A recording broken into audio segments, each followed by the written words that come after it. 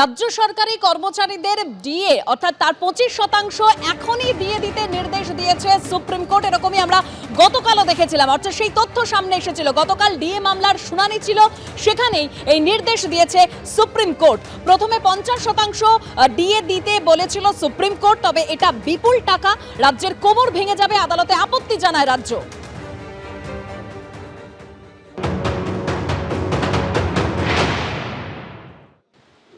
এটাকে এইভাবে আমরা দেখছি যে এই সরকার কিন্তু হাইকোর্টের ডিভিশন বেঞ্চ বলে দিয়েছিল যে মানে আইন স্বীকৃত অধিকার, সেটা বলার পরেও এই সরকার বিভিন্ন মাধ্যমে, প্রচার মাধ্যমেও এমনকি জনসভাতে দাঁড়িয়েও বলেছেন যে না না, ডিএটা সরকারি কর্মচারীদের কোনো অধিকারের মধ্যে পড়ে না।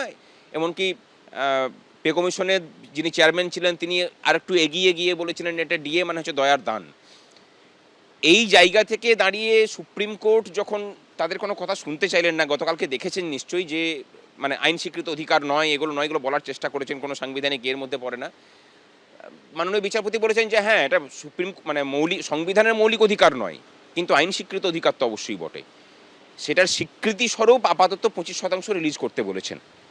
এটা অবশ্যই একটা বড় জয়, শুধু নয়, ডিএটা যে আমাদের অধিকারের মধ্যে পড়ে সেটার একটা আইনি স্বীকৃতি, মানে সুপ্রিম স্বীকৃতি বলা যায়। এরপর তার কোনো প্রশ্নচিহ্ন থাকতে পারে না। আশা করি 4 অগাস্ট এটার পরবর্তী শুনানি আছে, সেই শুনানির দিন এই সমস্তটা দেওয়ারই অর্ডার হবে।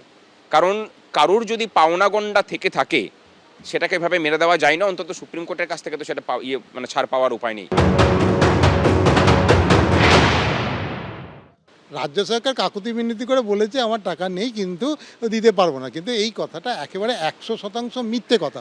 তার কারণ হচ্ছে যে এই বিষয়বস্তুটা অনেকের জানা নেই। সেটা হচ্ছে যে finance commission and regulation act 1951 অনুযায়ী কেন্দ্রীয় সরকার সব রাজ্যে যারা সরাসরি সরকারি কর্মচারী তাদের পুরো টাকাটাই বেতন ভাতা বাবদ সমস্ত টাকাটা সেন্ট্রাল গভর্নমেন্ট দিয়ে দেয়, এবং বোর্ড কর্পোরেশন আন্ডারটেকিংয়ের ক্ষেত্রে গ্র্যান্ট ইন এড বাবদ 60% টাকাটা সেন্ট্রাল গভর্নমেন্ট দিয়ে দেয়। ওনারা এই আমাদের বরাদ্দ টাকা চুরি করে মেলা, খেলা, ক্লাব, নানান রকম ভাতা, তারপরে এনজিওগুলোকে দিয়ে সরাসরি ভোট কিনছেন।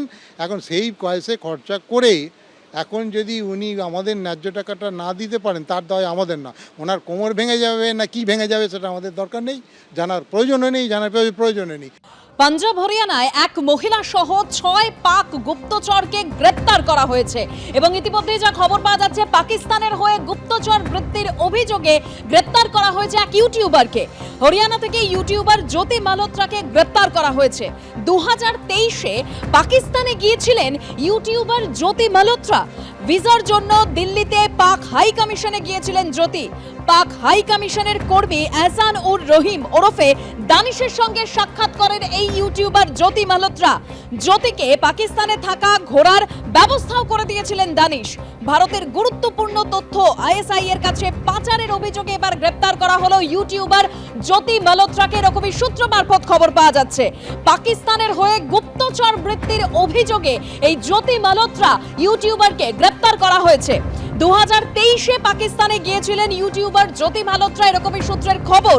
এবং আরো যা খবর পাওয়া যাচ্ছে, ভিসার জন্য দিল্লিতে পাক হাই কমিশনে গিয়েছিলেন জ্যোতি মালহোত্রা।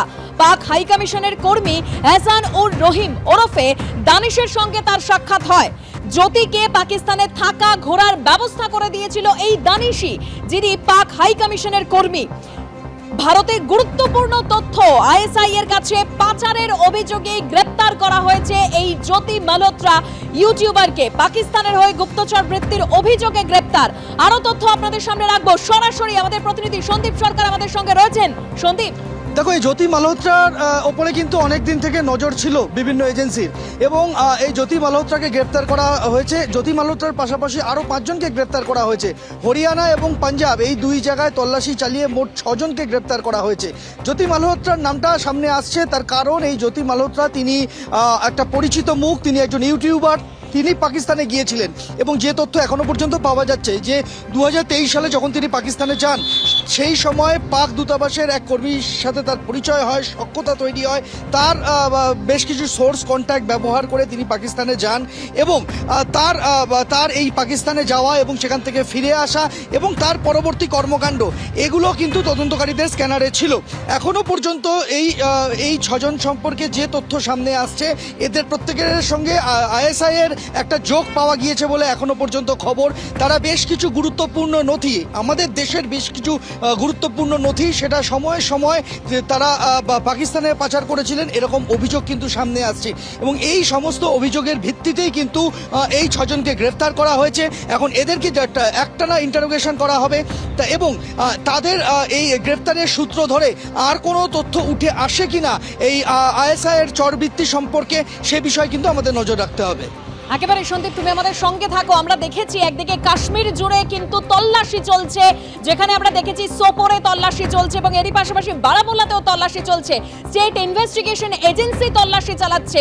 পুলওয়ামা ত্রালে জঙ্গি দমন অভিযানে সাফল্য মিলেছে। একেবারে গোটা উপত্যকা জুড়ে কাশ্মীরে যেভাবে তল্লাশি চালাচ্ছে, তারই মধ্যে এবার পাঞ্জাব হরিয়ানায় এক মহিলা সহ এবার 6 পাক গুপ্তচরকে গ্রেপ্তার করা হয়েছে। ইউটিউবার জ্যোতি মালহোত্রাকে পাকিস্তানের হয়ে গুপ্তচর বৃত্তির অভিযোগে এবার গ্রেপ্তার করা হলো।